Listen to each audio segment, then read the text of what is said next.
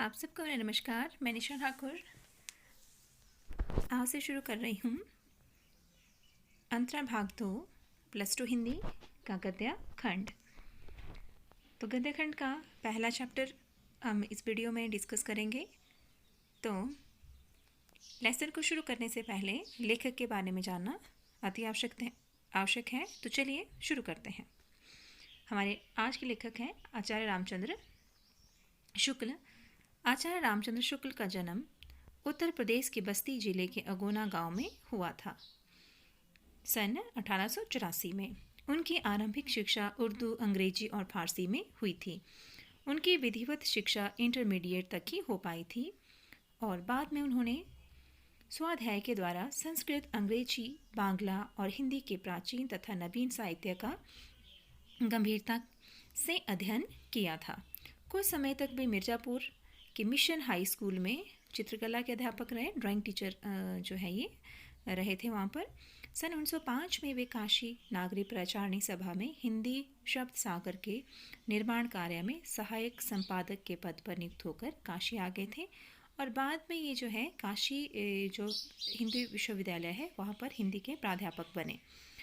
बाबू सुंदर दास के अवकाश ग्रहण करने के बाद वे हिंदी विभाग के अध्यक्ष पद पर भी कार्य करते रहे और इसी पद कार्य करते हुए वही उनका निधन 1941 ईस्वी में हुआ था और काशी ही उनकी कर्मस्थली रही। आचार्य शुक्ल हिंदी के उच्च कोटि के आलोचक रहे हैं, इतिहासकार और साहित्यिक चिंतक है। विज्ञान, दर्शन, साहित्य, भाषा विज्ञान, साहित्य और समाज के विभिन्न पक्षों से संबंधित लेखों, पुस्तकों के मौलिक लेखन, संपादन और अनुवादों के बीच से उनका जो ज्ञान संपन्न व्यापक व्यक्तित्व उभरता है वह बेजोड़ है। उन्होंने भारतीय साहित्य को नई अवधारणा दी और हिंदी आलोचना का नया स्वरूप भी उन्होंने विकसित किया। हिंदी साहित्य के इतिहास को व्यवस्थित करते हुए उन्होंने हिंदी कवियों की सम्यक समीक्षा की तथा इतिहास में उनका स्थान निर्धारित किया। आलोचनात्मक लेखन के अलावा उन्होंने भाव और मनोविकार संबंधी उच्च कोटि के निबंधों की भी रचना की। शुक्ल जी की गद्य शैली है वो विवेचनात्मक है, जिसमें विचारशीलता, सूक्ष्म तर्क योजना तथा सहृदय का योग है। व्यंग्य और विनोद का प्रयोग करते हुए वे अपनी गद्य शैली को जीवंत और प्रभावशाली बनाते हैं। उनके लेखन में विचारों की दृढ़ता है तो निर्भीकता भी है और आत्मविश्वास की एकता मिलती है। उनका जो शब्द चयन है और शब्द संयोजन है वो बहुत व्यापक है, जिसमें तत्सम शब्दों से लेकर प्रचलित उर्दू भाषा तक के शब्दों का प्रयोग दिखाई पड़ता है। अत्यंत सार गर्भित और विचार प्रधान सूत्रात्मक वाक्य रचना उनकी गद्य शैली की एक बड़ी विशेषता है। उसके बारे में आपको समझा देती हूँ कि होता क्या है। ये जो संस्मरण शब्द है वह संस्मरण में जो सम उपसर्ग को जोड़कर बना हुआ है, जिसका अर्थ है समयक रूप से स्मरण करना। क्या अर्थ हुआ? समयक रूप से स्मरण करना, अर्थात किसी बीती हुई घटना को याद करना या मिले हुए व्यक्ति को ठीक से याद करके लिखने की कला। जैसे कि आप जो है किसी व्यक्ति से मिलते हैं और उस व्यक्ति से मिलने के बाद उसके बारे में जो आप याद करके ठीक वैसे ही लिखते हैं जैसा आप उससे मिले हुए थे, तो उसको हम संस्मरण कहते हैं। शॉर्टकट में आपको मैं समझा देती हूँ कि किसी बीती हुई घटना के बारे में याद करके लिखने की कला को हम संस्मरण कहते हैं। तो ये है जो है संस्मरणात्मक निबंध प्रेमघन की छाया स्मृति में शुक्ल जी ने हिंदी भाषा एवं साहित्य के प्रति अपने प्रारंभिक रुझानों का बड़ा रोचक वर्णन किया है। उनका बचपन साहित्यिक परिवेश से भरा पूरा था और बाल्यावस्था में ही किस प्रकार भारतेंदु एवं उनके मंडल के अन्य कलाकारों और रचनाकारों, विशेषतः प्रेमघन के सानिध्य में शुक्ल जी का साहित्यकार आकार ग्रहण करता है, उसकी अत्यंत मनोहारी झांकी यहाँ प्रस्तुत हुई है। प्रेम घन के व्यक्तित्व ने शुक्ल जी की समवयस्क मंडली को किस तरह से प्रभावित किया, हिंदी के प्रति किस प्रकार आकर्षित किया तथा किसी रचनाकार के व्यक्तित्व निर्माण आदि से संबंधित पहलुओं का बड़ा चित्त आकर्षक चित्रण इस निबंध में किया गया है। तो चलिए निबंध हम शुरू करते हैं। निबंध का नाम है प्रेम घन की छाया समृति।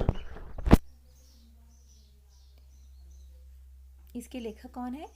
आचार्य रामचंद्र शुक्ल। आपको ये पता होना चाहिए कि पाठ का नाम है प्रेम घन की छाया समृति और लेखक जो हमने डिस्कस किया जीवन परिचय वो है आचार्य रामचंद्र शुक्ल जी। मेरे पिताजी फारसी के अच्छे ज्ञाता और पुरानी हिंदी कविता के बड़े प्रेमी थे। फारसी कवियों की उक्तियों को हिंदी कवियों की उक्तियों के साथ मिलाने में उन्हें बड़ा आनंद आता था। विराट को प्रायः रामचरितमानस और रामचंद्रिका घर के सब लोगों को एकत्रित होता है इकट्ठा करके बड़े ही चित्त आकर्षक ढंग से पढ़ा करते थे। चित्त आकर्षित हुआ होता है मन को आकर्षित करने वाला। और आधुनिक हिंदी साहित्य में भारतेंदु जी के नाटक उन्हें बहुत प्रिय थे। जो आधुनिक हमारा हिंदी साहित्य है उसमें जो हम भारतेंदु जी हैं उनके नाटक उन्हें बड़े अच्छे लगते हैं। किसको लगते हैं अच्छे? रामचंद्र जी के, शुक्ल जी के पिताजी को। उन्हें भी वे कभी कभी सुनाया करते थे। तब उनकी बदली हमीरपुर जिले के राठ तहसील से मिर्ज़ापुर हुई और बाद में जो है क्या होता है कि उनकी ट्रांसफ़र हो जाती है हमीरपुर ज़िले की राठ तहसील से मिर्ज़ापुर हो जाती है। तब जो लेखक हैं उनकी अवस्था 8 वर्ष थी। लेखक जो थे तब 8 वर्ष के थे। उसके पहले से ही भारतेंदु के संबंध में एक अपूर्व मधुर भावना मेरे मन में जागी रहती थी। सत्य हरिश्चंद्र नाटक के नायक राजा हरिश्चंद्र, जो सत्य हरिश्चंद्र नाटक हुआ है उसके जो नायक थे उनका नाम था राजा हरिश्चंद्र। और कवि हरिश्चंद्र और जो कवि हरिश्चंद्र हुए हैं उनमें मेरी बाल बुद्धि कोई भेद नहीं कर पाती थी। यानी कि जो लेखक हैं वो इन दोनों को एक ही मानते थे। हरिश्चंद्र शब्द से दोनों की एक मिलीजुली भावना, एक अपूर्व माधुर्य, अपूर्व होता है पहला, माधुर्य होता है प्रेम का संचार मेरे मन में करती थी। मिर्ज़ापुर आने पर कुछ दिनों में सुनाई देने लग पड़ा कि भारतेंदु हरिश्चंद्र के एक मित्र यहाँ रहते हैं जो हिंदी के प्रसिद्ध कवि है। उनका नाम क्या है? बद्री नारायण चौधरी। भारतेंदु मंडल की किसी सजीव स्मृति के प्रति मेरी इतनी उत्कंठा होता है किसी चीज़ को जानने की इच्छा, लालसा रही होगी, यह अनुमान करने की बात है। मैं नगर के बाहर रहता था। एक दिन बालकों की मंडली जोड़ी गई जो चौधरी साहब के मकान से परिचित थे। वे अगवा हुए। अगवा होता है आगे चलना। मील 1.5 का सफ़र तय हुआ। पत्थर के एक बड़े मकान के सामने हम लोग आ खड़े हुए। नीचे का बरामदा खाली था और ऊपर का बरामदा सघन होता है, घनी लताओं के जाल से आवृत था। आवृत होता है ढका होना, जैसा कि जो है इस चित्र में भी दिखाया गया है। बीच बीच में खंभे और खुली जगह दिखाई पड़ती थी। उसे और देखने के लिए मुझसे कहा गया। कोई दिखाई न पड़ा और सड़क पर कई चक्कर लग गए। कुछ देर एक लड़के ने उंगली से ऊपर की ओर इशारा किया और लता प्रतान होता है लता का फैलाव, यानी कि जो यहाँ पे देखो चित्र में ये दी गई है ना बेलें, इसका जो फैलाव है। लता प्रतान के बीच यानी कि बेलों के बीच एक मूर्ति खड़ी हुई दिखाई दी। ये जो है यहाँ पर खड़े हुए हैं, ये उनको दिखाई दिए। दोनों कंधे पर बाल क्या थे, जैसा कि चित्र में भी है, इनके दोनों कंधों पर बाल हैं जो कि बिखरे हुए हैं। एक हाथ जो इन्होंने यहाँ पर खंभे पर रखा हुआ था। देखते ही देखते यह मूर्ति दृष्टि से ओझल हो गई, यानी कि यह जो यहाँ से अंदर चले गए। बस यही इनकी झांकी थी। ज्यों ज्यों मैं सियाना होता गया, सियाना होता है बड़ा होना, इनके मैच्योर होना, त्यों त्यों हिंदी के नूतन साहित्य की ओर मेरा झुकाव बढ़ता गया। और क्वींस कॉलेज में पढ़ते समय स्वर्गीय बाबा रामकृष्ण वर्मा मेरे पिताजी के सहपाठियों में थे। भारत जीवन प्रेस की पुस्तकें प्रायः मेरे यहाँ आया करती थी,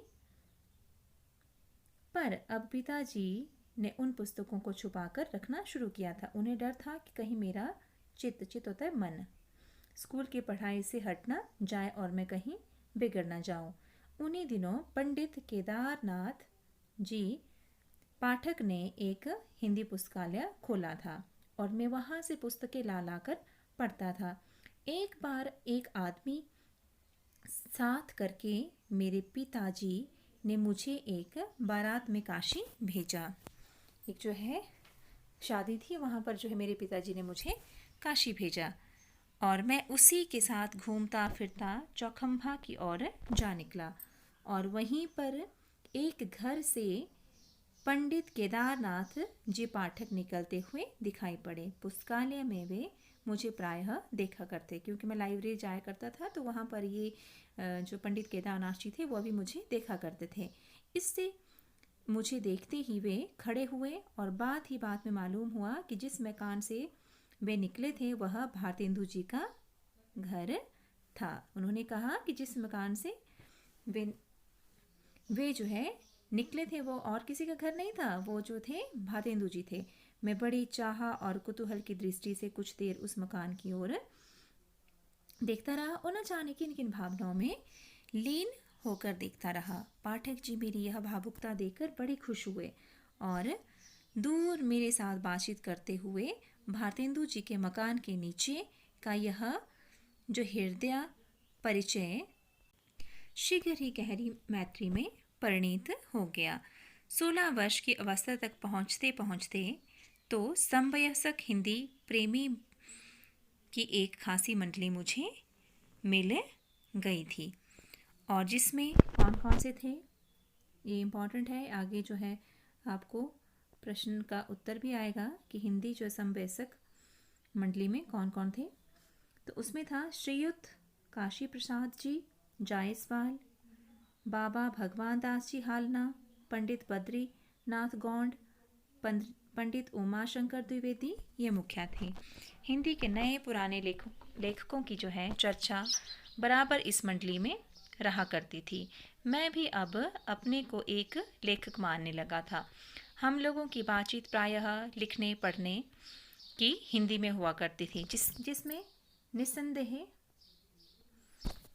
जो हम बातें करते थे पढ़ने लिखने की, उसमें जो हिंदी में हम एक निसंदेह शब्द का इस्तेमाल करते थे। और जिस स्थान पर मैं रहता था वहाँ अधिकतर कौन कौन थे, वकील थे। जहाँ लेखक रहते थे वहाँ वकील थे, मुख्तारों का तथा कचहरी के अफसरों और अमलों की बस्ती थी। मुख्तार क्या होता है? मुख्तार होता है अधिकार प्राप्त व्यक्ति, या जिसको आप इंग्लिश में एजेंट भी बोल सकते हो।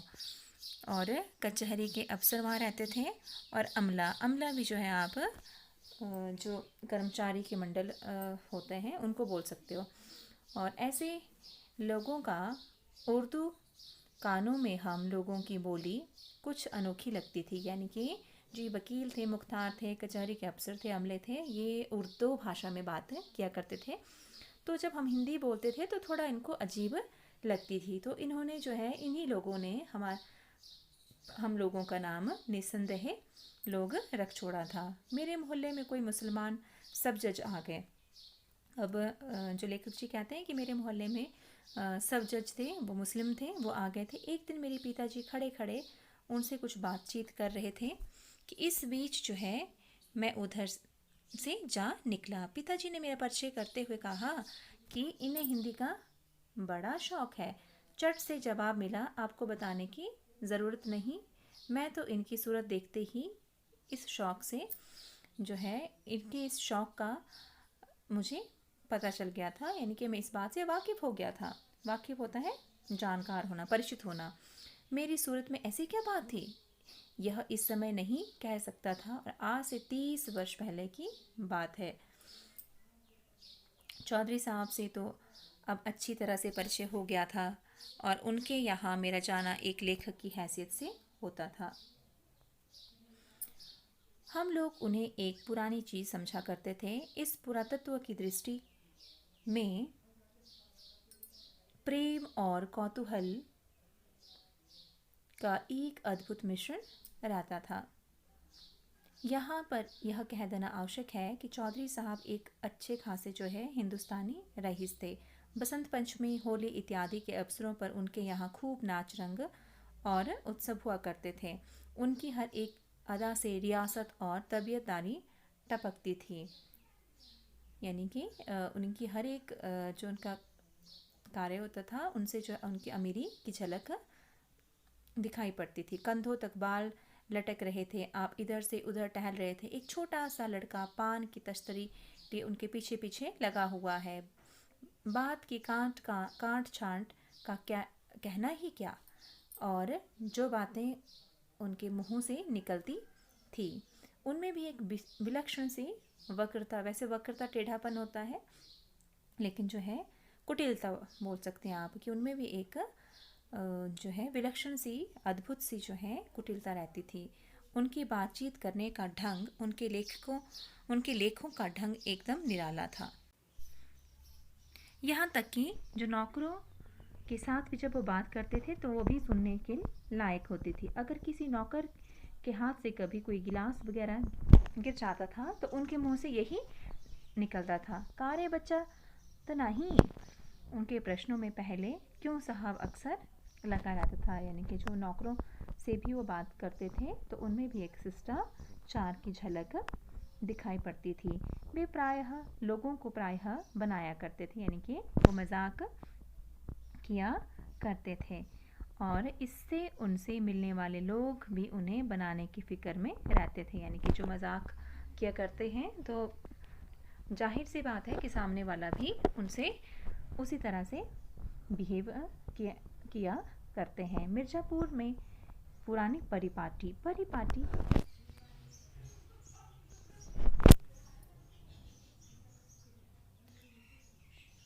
परिपाटी होता है, ये शब्द है यहाँ पे। परिपाटी होता है रीति।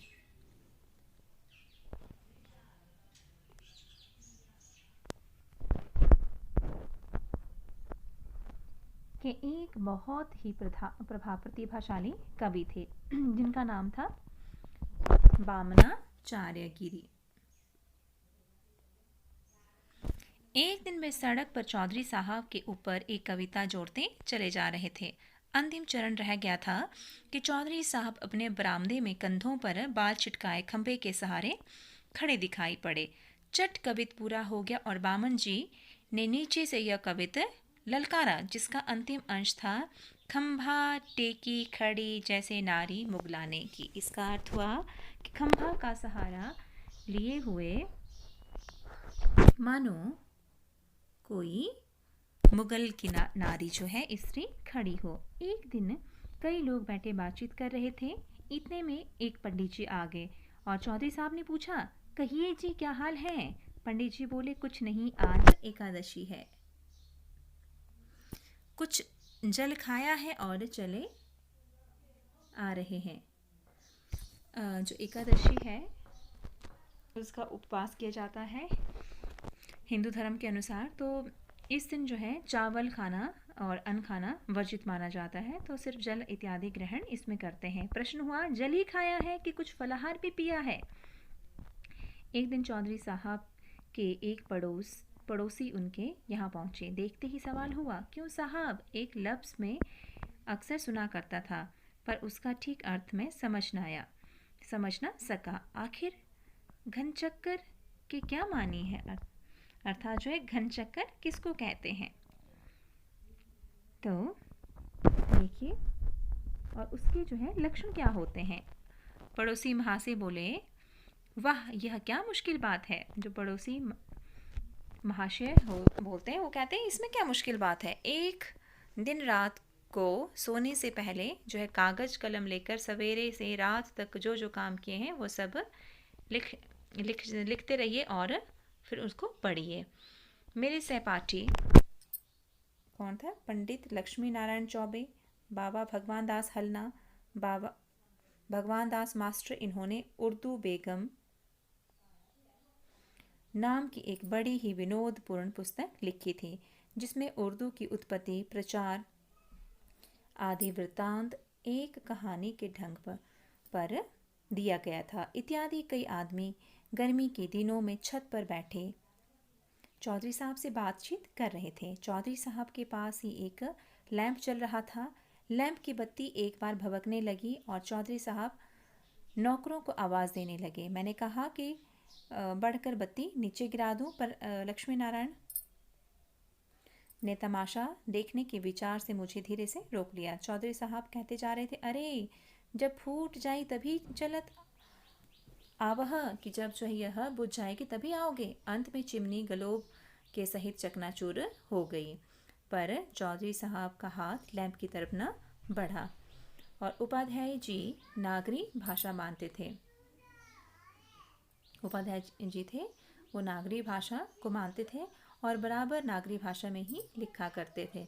और उनका कहना था कि नागर अपभ्रंश से जो शिष्ट लोगों की भाषा विकसित हुई है वही नागरी कहलाई है। कि नागर अपभ्रंश से जो अपभ्रंश होता है जो प्राकृतिक भाषाओं का परवर्ती रूप, जिसमें उत्तर भारत की आधुनिक आर्य भाषाओं की उत्पत्ति मानी जाती है। तो उससे जो है शिष्ट लोगों की भाषा विकसित हुई थी और उसका नाम था नागरी। इसी प्रकार वे मिर्जापुर न कहकर मिर्जापुर लिखा करते थे, और जिसका अर्थ वे कहते थे लक्ष्मीपुर, यानी कि मीर समुद्र जमा जाय और पुत्री जमा पुर। तो समुद्र की पुत्री जो है लक्ष्मी है, इसीलिए मिर्जापुर और लक्ष्मीपुर भी ये कहते थे। तो सार के रूप में हम जो है कह सकते हैं कि ये इस संस्मरण में शुक्ल जी के पिता का साहित्य प्रेम और शुक्ल जी का साहित्य संस्कार और हिंदी प्रेम तथा प्रेमघन जी का प्रभावशाली व्यक्तित्व इसमें अंकित हुआ है। तो बहुत ही आसान है। इसमें जो है शुक्ल जी के पिता का जो साहित्य प्रेम था वो, और शुक्ल जी का साहित्य संस्कार था, और जो हिंदी प्रेम था शुक्ल जी का, और प्रेमघन जी का जो प्रभावशाली व्यक्तित्व था उसके बारे में इस संस्मरण में बताया हुआ है। यह संस्मरण सरल है, प्रसाद गुण प्रधान है और भाषा में भी जो है सहजता है। हास्य व्यंग्य शैली का इसमें कवि लेखक ने इस्तेमाल किया है, और प्रेमघन जी के आकर्षक जो व्यक्तित्व था उसके बारे में जो है इसमें उल्लेख किया हुआ है। तो ये था प्रेमघन की छाया स्मृति, पहला गद्य का पाठ।